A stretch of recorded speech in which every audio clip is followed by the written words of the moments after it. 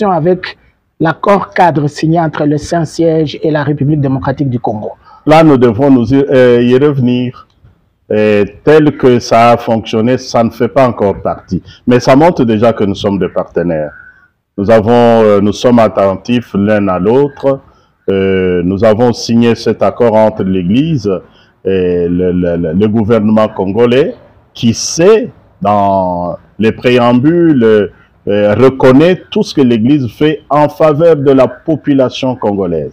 Voilà pourquoi il était prévu une prise en charge. On devra décider la forme, les modalités pour que l'État qui reconnaît la valeur des œuvres sociales de l'Église pour que le gouvernement intervienne. Mais cette œuvre, ça c'est de l'initiative du gouvernement. Il n'y a pas eu, comment je dirais, un accord, un protocole d'accord pour dire ça va se faire de quelle manière. Et ça, si c'est décidé, ça ne sera pas pour un an, ça ne sera pas ponctuel, ça sera sur une longue durée. Vous dites que ce n'était pas de l'initiative de l'Église catholique, ce n'était pas sur demande de l'Église catholique, c'était l'initiative du gouvernement. C'est l'initiative du gouvernement qui a approché l'Église catholique, la Synco, pour dire, écoutez, est-ce que seriez-vous disponible de réaliser des œuvres sociales avec l'aide, l'argent que le gouvernement a apporté? Dans le cadre sans doute du financement des 145 territoires. Bon, je ne sais pas si nous ne faisons partie des 145 territoires. Nous les réalisons dans les territoires, dans les 145 territoires, mais je pense que nous ne faisons pas partie de ce programme des 145 territoires. On a entretenu un peu de confusion, même dans l'inauguration.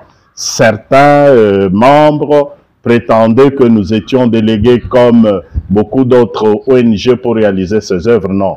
Je pense que vous captez la différence. On met à notre disposition de l'argent, on m'a laissé moi, c'est-à-dire le diocèse, l'initiative, la liberté de choisir des œuvres sociales, hein, compte tenu du contexte de mon diocèse, compte tenu des besoins et de la connaissance que j'ai de la population. C'est quand même différent de 145 territoires.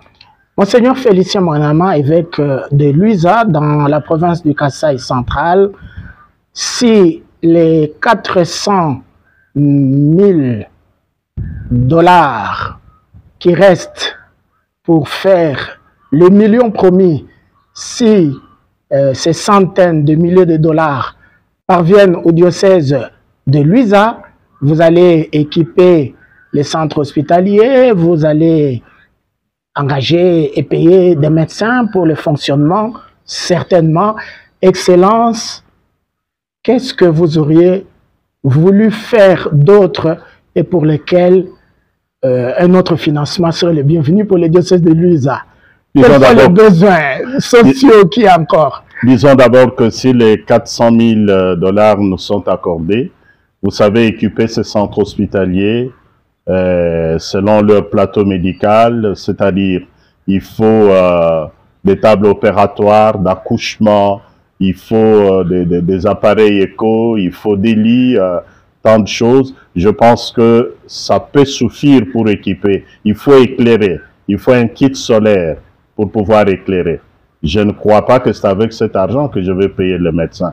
Il faudra rentabiliser ces œuvres, c'est-à-dire travailler, les médecins que nous allons engager devront travailler de manière à produire pour être payés. L'État ne nous donne pas de l'argent pour pouvoir les prendre en charge. Alors, des œuvres sociales, il y en a beaucoup. Il y en a beaucoup. Je vais vous parler simplement de l'enseignement.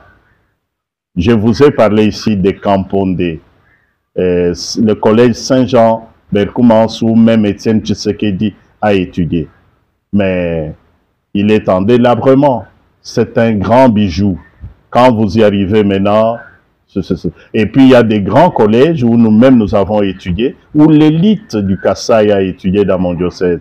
Je peux citer Campondé, je peux citer le collège Saint-Paul à Tchibala, je peux citer le lycée Enabo à Tchibala, je peux citer l'institut Kassansa à Masuka, je peux citer, il y a beaucoup d'écoles